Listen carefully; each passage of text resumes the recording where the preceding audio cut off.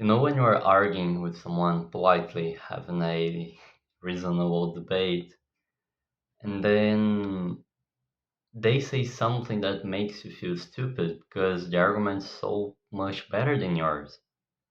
And you actually think, wait, maybe I was wrong the whole time.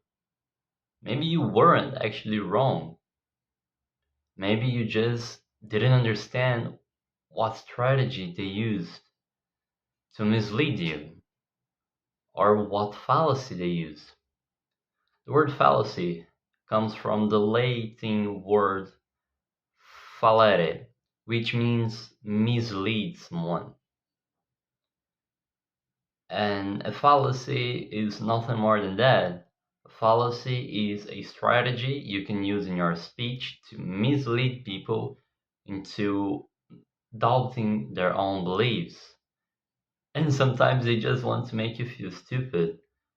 So here in this video, you can actually learn how to spot what are the most used logical fallacies and how to deal with them in your day-to-day life when you're trying to have a debate, when you're trying to have, like, of course, everything politely, an argument with someone. And there are 9 common logical fallacies that most people use, and they all have like a specific name. But let's just like say 1 to 9 because it's so much easier to memorize, and honestly, it isn't useful to memorize all the names. But I'll say the names, but just don't mind them at all. So fa- the first fallacy people usually use is affirming the consequent. And how does this work? Let's say we are trying to defend a topic and they, like other people, are trying to counterattack our point of view. Okay, so let's pretend that we are talking about rain and they say, well, if if it rains the ground will be wet, therefore if the ground is wet it rained. And this might trick you into actually think like, well, wow, this makes sense, but actually no, because the ground can be wet by a lot of factors. There could rain. It it could have rained a while ago, but someone might just have watered the ground, watered the plant. Someone might cry, might pee on the ground. There are a lot of things that might happen. So A does not imply B. Now, if A is B, A does not imply B. Another example for that would be, well, if people that go to gym are strong, then people who are strong go to gym. Okay, so this is another way for you to can think it. Not actually. People can just be genetically strong. People can have manual labor jobs such as bricklayers, such as all those people who do like they work on the sea and the boats and they have to carry like that heavy ass boxes and stuff. This is the first one. The second one is the opposite. It's denying the antecedent. Okay, and it is assuming that if A leads to B, then A implies not B. And what does it mean? Let's go. If it rains, the ground will be wet. It didn't rain, therefore the ground is not wet. Again, this is an example that might trick you, but if you actually think, yeah, okay, so if it rains, the ground is wet. Okay, that is an affirmation. It isn't 100% correct, but let's work with that. And then this person says, the ground, hold up, it didn't rain, therefore the ground is not wet. That is not actually it. Again, denying the antecedents and affirming the consequent are very like playful tricks. You can like fool someone, but if they have critical thinking, then they can actually see what you're doing, and you can use this if you like encounter someone who usually have this kind of arguments. The third one is Ad Hominem, and this is pretty common mostly nowadays because when people are trying to debate, they don't want to see who has the best arguments. They just want to emulate the other person to trying to look cooler on the cameras or in the social circle. Ad hominem is when you try to attack, like you try to passively aggressively attack someone. For example, if I say, "Oh well, everyone that I don't know, everyone that goes to the gym is actually smart, and if you disagree with me, you are stupid." So, what are we saying in this example? We are saying that everyone that disagrees with our point of view, therefore, everyone who disagree with us is stupid. But we are not actually using an argument right here. We are just attacking someone passively, and they might think, oh yeah, actually, if I disagree, I may actually be stupid, so they won't disagree with you. So this is a very common trait. Actually, people who use it are just fucking like dumbasses because they have no actual arguments to say it. But just be aware, this is very common, mainly in universities and high schools, where you have like this debates, I don't know, when the lunch time or when you're just trying to have a group conversation. The fourth one is strawman, and it is misrepresenting someone in a attack manner. For example, if we say people should go more often to the gym to get healthier, and they just say to us like, "Oh, so you're saying that everyone who doesn't go to gym is not healthy?" Like, no, that's not what we said. But again, this is another very common thing to say because you are misrepresenting someone, and you are saying that you are trying to say they are trying to say what we said in a different way that makes us look bad. There is a very good example of that on a Jordan Peterson interview. I don't remember who was the journalist he was talking to, but a lot of people realized that she was trying to mislead people into thinking that Peterson said something that he actually didn't. I'll link the interview on the description just to make it easier for you to understand.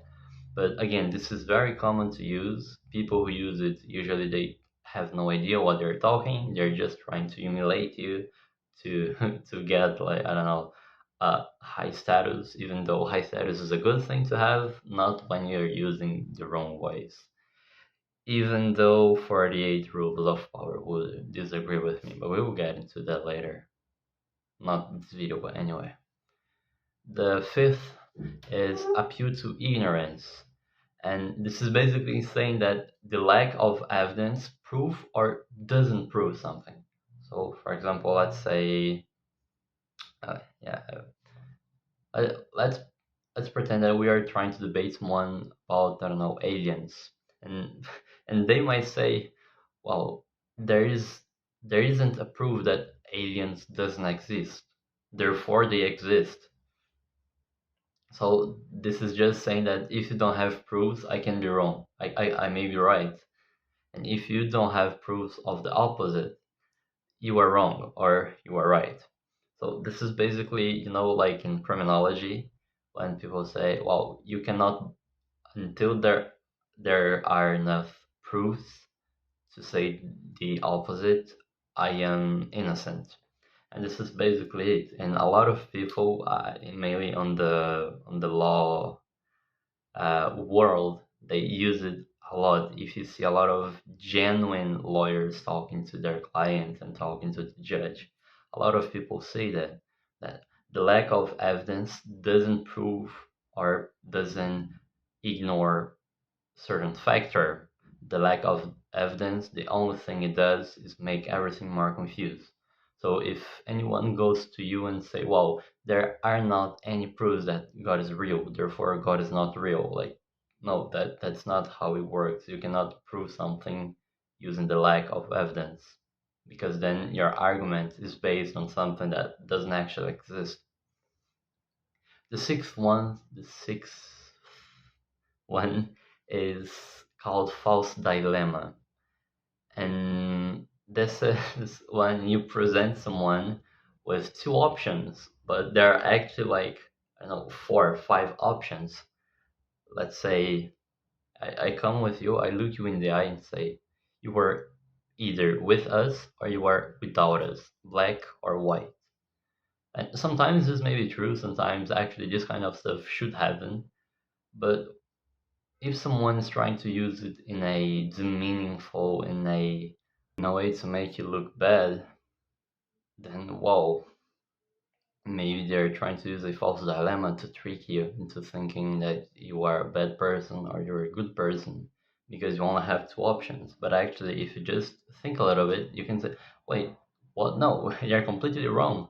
I can agree with some points of what you're saying and disagree with another ones.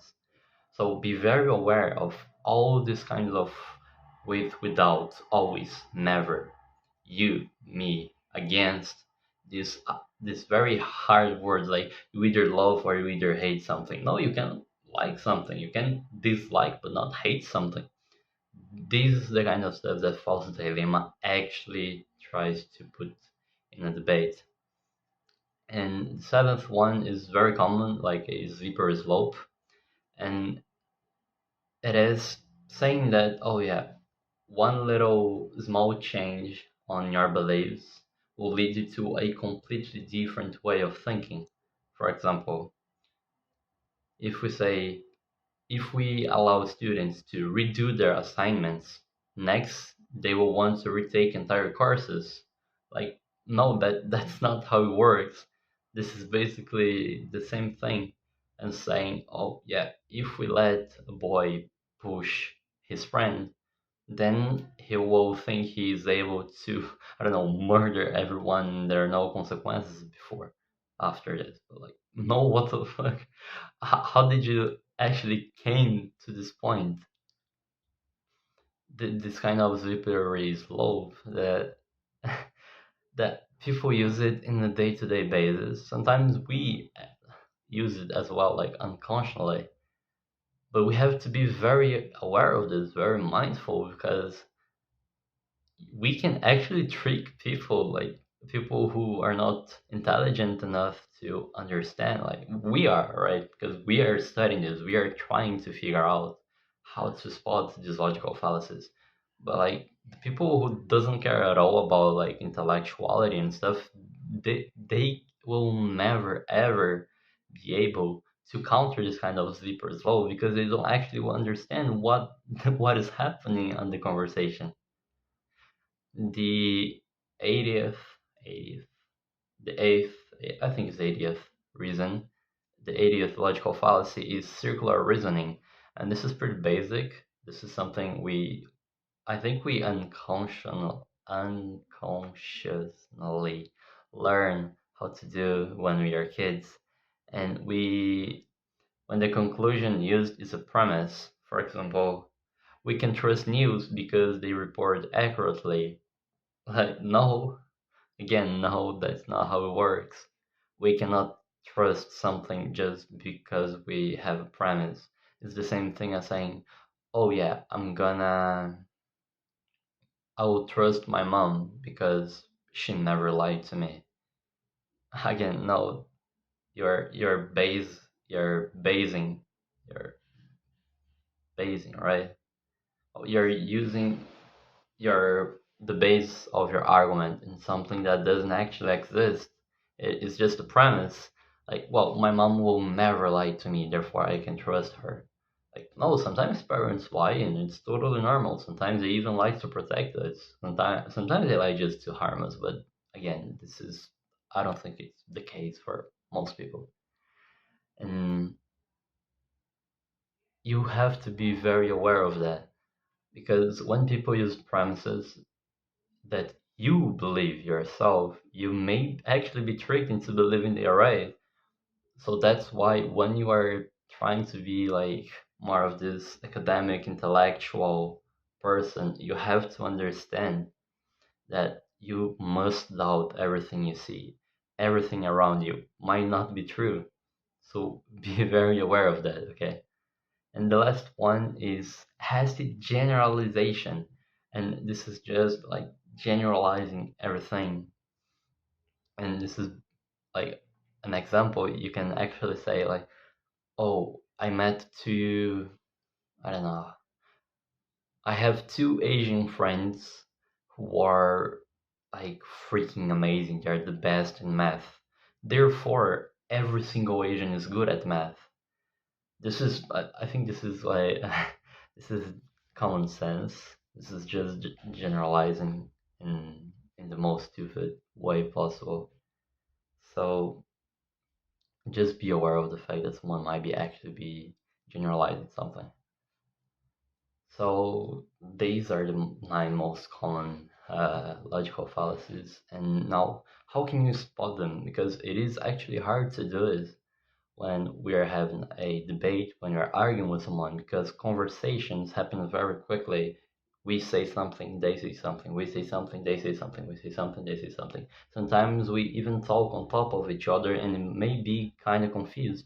And sometimes on the silence, they can actually use one of these logical fallacies because they can see that there is a weak spot on your speech. So how do you actually spot it? Well, you just need to be very mindful. You just need to be very aware. You must be careful because every single word they say is something that you can use to make a hook and understand what they're trying to say. So break down the argument they're trying to use and think to yourself, okay, are they trying to say something that's not true? Are they trying to do a slipper slope? Wait, did they just attack me? Like, did he just passively attack me, saying that if I disagree with them, I'm not being like science based? This is very hard to do, and how do you improve it? You just practice more. You just go to more debates, you talk to more people, and you try to be every single day more mindful than you were yesterday. Also, you can ask them questions. If someone says, for example, oh yeah, my mom never lies to me, therefore I can trust her. So you say, are you sure? Ask them questions, open questions. There are two kinds of questions: closed questions and open questions. Closed questions are the ones you use with simple answers: yes or no, correct or wrong. These are like zero and ones in computer language, like Boolean, like a Boolean system. Open questions are the ones where you allow the other person to say a lot of things and trying to build a good logic of argument. And sometimes when they use these logical fallacies, they cannot keep it for too long because then they understand that they made a mistake on their way of thinking. And also, the last thing, check for assumptions. If they are trying to assume something, you have to be very careful of that because in this heat of the debate and you're having fun trying to like use their brain to have different ideas of conversation, you must understand that you have to always check if they're not assuming something or they're not using something you assume it's true to manipulate you into believing that they're wrong. So we gotta be very careful with that. And then how do you actually deal with this? Well, this is pretty simple. First, you point out what they're doing, and this is just a almost a win for you because when you just say to someone, "Wait, you just you, you just assumed something." Well, wait, in this sentence of yours, you just attacked me because you're saying that if I disagree with you, I'm stupid. This is a logical fallacy. And when there are more people, this is very, very, very good when there are more than two people in a debate. But this is also good when you are in a one-on-one debate, okay? Because people around actually realize that, holy shit, yeah, we are actually right. Like this guy right here just destroyed her or just destroyed him in the debate because he just pointed out that he or she they use a logical fallacy. And then you not just point out, you explain the fallacy. You can, if you remember correctly, you can repeat the sentence and break it down logically, very detailedly. And then this person, one, if they use it like unconsciously, it's okay, like don't try to humiliate them. If they just actually try to use it like to misinterpret misinterpret, to like make misinterpretation about you, you can actually use this in future arguments. And last but not least, you provide evidence. You actually say, oh yeah, so this is what happened, and this is why you may think you were right in the first place, but maybe you're just assumed something. And there is an actual step, and that is you must put yourself open to debates. You must go into social groups, into any place. You can have very good debates, not debates about like, oh yeah, let's talk about ass or boobs. No, this kind of stuff is just stupid. But you must be willing to go to places with different minded people. If you are, I don't know, left wing, try to go to a right wing space and actually debate with them. If you're pro choice, try to find pro life people.